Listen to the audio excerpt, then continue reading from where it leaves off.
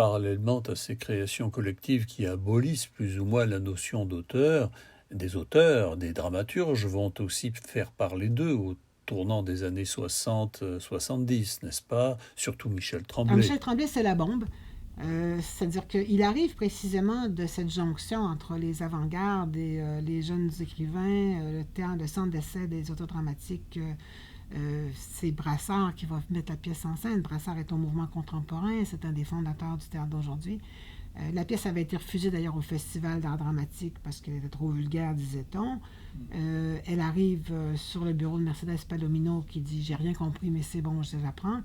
Et donc la pièce va être jouée avec éclat et avec un très grand succès. Alors il y aura les pour, les contre, des grands débats qui vont s'en suivre. Il y a des comédiennes qui ont refusé, il y a des comédiennes qui ont accepté d'emblée de jouer ces rôles. Ça a été la polarisation créée par les Belles-Sœurs est assez violente.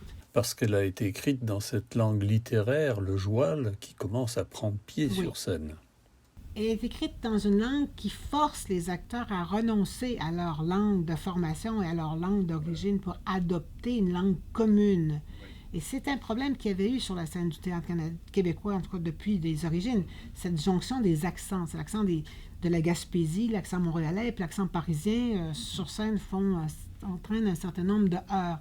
Et là, la langue de Tremblay va homogénéiser la langue des acteurs de force et dans une pratique qui fondée ou qui est inspirée des pratiques populaires qui correspondent d'ailleurs aux personnages. Alors, c'est une chose. Alors, la deuxième chose, je pense, qui est importante ici, c'est qu'on a 12 personnages féminins. On n'a jamais vu ça au théâtre. 12 personnages féminins parlant cette langue. Dans toutes les pièces antérieures, on va trouver des personnages qui parlent ou qui utilisent des langages populaires depuis le 19e siècle, mais c'est toujours les personnages masculins. Les personnages féminins ne parlent jamais cette langue. Et là, chez les Belles-Sœurs, c'est 12 femmes qui parlent cette langue.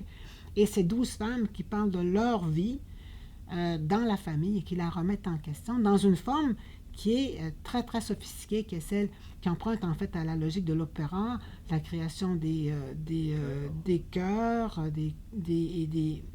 la fois l'opposition entre les dialogues, les monologues, les chœurs, et l'articulation de ces diverses formes extrêmement efficaces. Et avec un succès considérable. La pièce va être constamment reprise, elle est jouée à l'étranger, elle est traduite dans toutes les langues, et toujours pour mettre en valeur précisément cette jonction à la fois des accents, des classes sociales et des personnages féminins.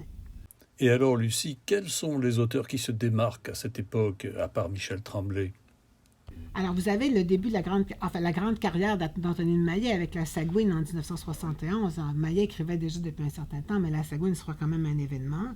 Vous avez des carrières complètes comme celle de Jean Barbeau, d'André Ricard, qui sont effectivement dans les années 70, qui vont emprunter diverses formes. On pense aux baignures de Jean Barbeau. On a la vie exemplaire d'Acide Premier, le faramineux, de André Ricard. Ça, c'est avant ces grandes pièces politiques. On aura tout le théâtre de Jean-Claude Germain, date des années 70, début 80. Michel Garneau, jusqu'à 4 à 4. Wouf Wouf de Sauvageau, date de ces années. Et les premières pièces féministes à partir de Bien à moi Marquise, de Marie Savard en 71, qui vont évidemment arriver à la création des Faits en soif en 78 de Denise Boucher, mais à travers aussi La Nef des sorcières un peu plus tôt, qui est un collectif sur la scène du TNM.